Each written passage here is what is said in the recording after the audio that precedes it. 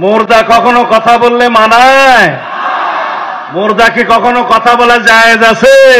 আওয়ামী লীগের রাজনৈতিক মৃত্যু হয়েছে, দাফন হয়েছে দিল্লিতে। যে মুর্দা ফ্যাসিস্ট হাসিনা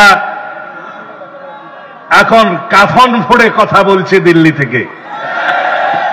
বাহ!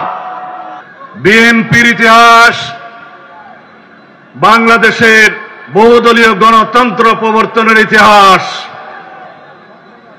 বিএনপির ইতিহাস, বাংলাদেশের স্বৈরশাসক হোসেন মোহাম্মদ এরশাদের বিরুদ্ধে অবিরাম সংগ্রামের মধ্য দিয়ে আপোষহীন নেত্রীর খেতাব নিয়ে বেগম খালেদা জিয়ার স্বৈর সামরিক বাংলাদেশে সাংবিধানিকভাবে পার্লামেন্টারি শাসনের সংসদীয় শাসন ব্যবস্থা প্রতিষ্ঠার ইতিহাস, অনেক রক্তস্নাত বাংলাদেশে ফেসিবাদ।